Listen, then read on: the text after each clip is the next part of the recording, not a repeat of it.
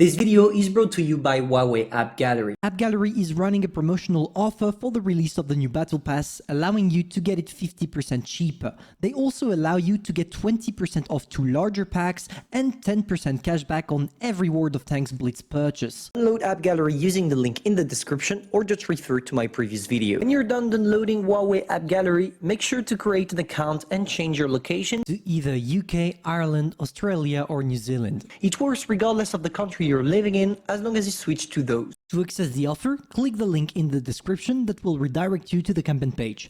From there, all infos you need are listed, and if you scroll down, you will see multiple coupons. Claim them all by accepting the terms and conditions of the campaign, and feel free to use them whenever you feel like it, as they will be automatically applied for your future purchase. Now, after downloading World of Tanks Blitz from App Gallery and creating your account on App Gallery as well, launch the game, buy the premium Battle Pass. Use your Battle Pass coupon and boom, you get yourself 50% discount. On top of that, there is a 10% cashback on every World of Tanks Blitz purchase. Buy whatever you need from the shop and get 10% back to use on whatever purchase you need.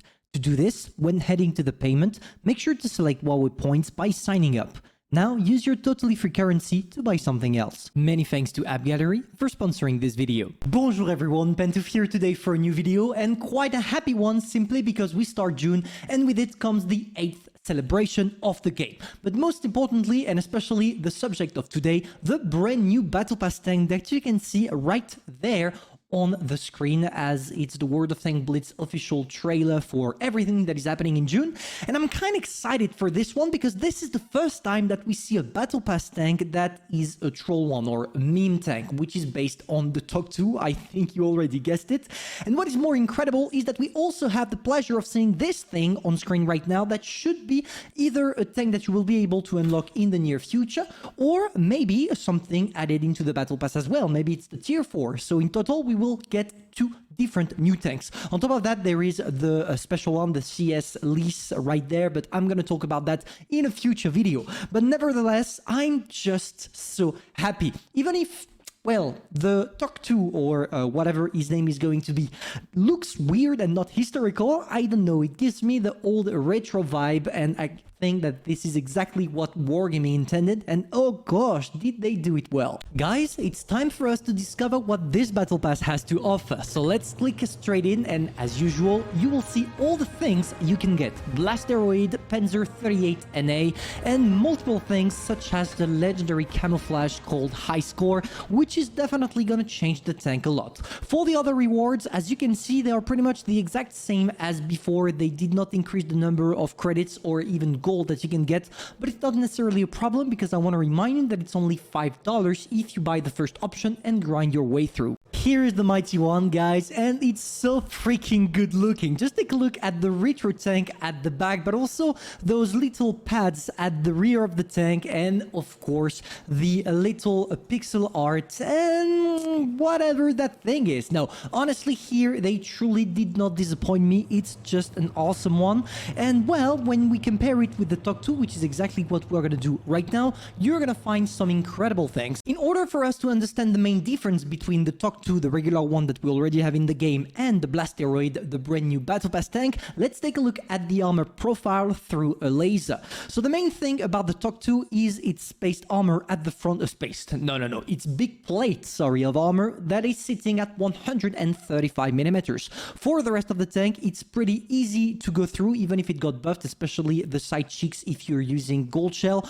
or even the lower plate right there, that is the weak spot. On top of that, if you have enough penetration, you can go through this part here, but I'm not necessarily sure that it will lead to a direct hit to the tank. But when you take a look at the Blasteroid, boys, this thing is seriously packing because it has this reinforcement at the front with 150 millimeters instead of the 135 that we have on the Talk. For the rest of the tank, it's just awesome. 166 on the armored part right there, and overall a better armor pretty much everywhere at the front except the lower plate, which is same as the Talk, the main weak spot. It's just awesome to see that we are gonna get a Talk that is even bigger and more armored than the already existing one, Talk 2, that already got buffed once. But of course, it's not the biggest difference between both tanks, because yes, of course, if you have more armor, it comes with a downside. And the downside is the gun of the Blasteroid, which seems not to be the greatest, because on the Talk 2,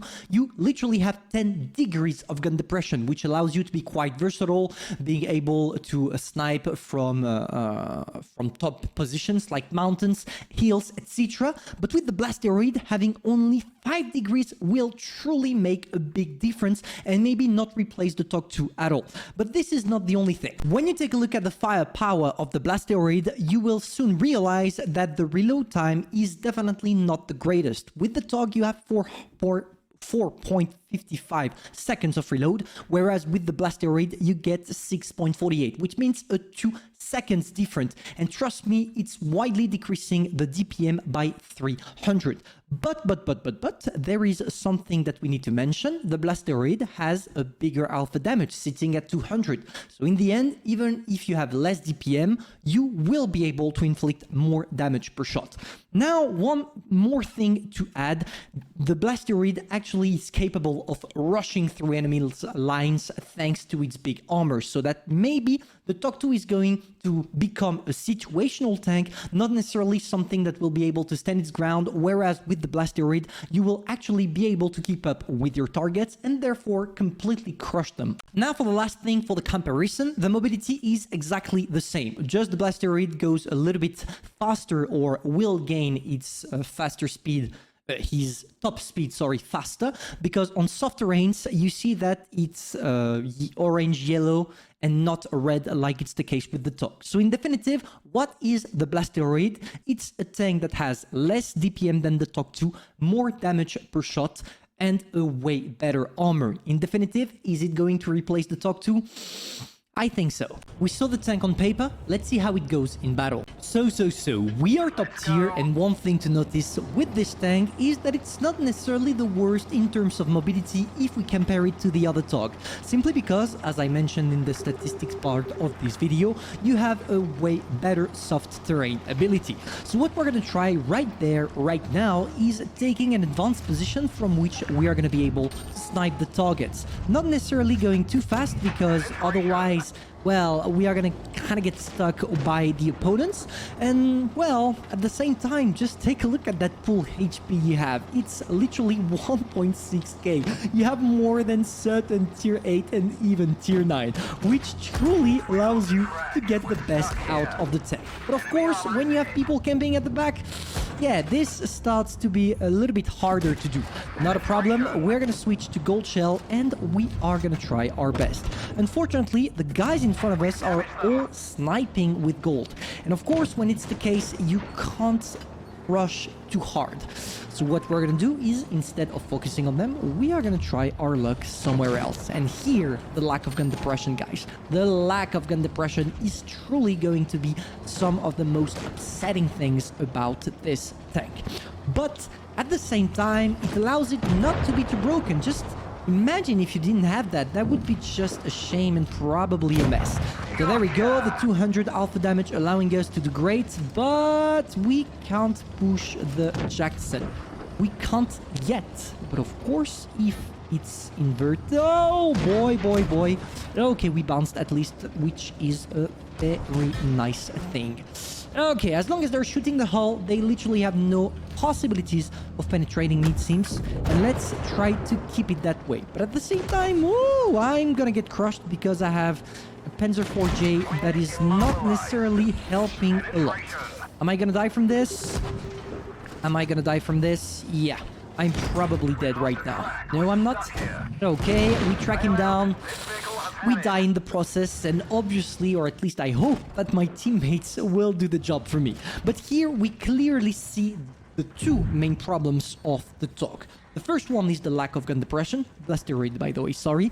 And the second one is that you have good armor only on the hull, but knowing that everyone will see your turret and will shoot at your turret, it's kind of like your overall armor would be useless. For the second game, we are a little bit more lucky because, in my opinion, that map fits a little bit more the Blasteroid.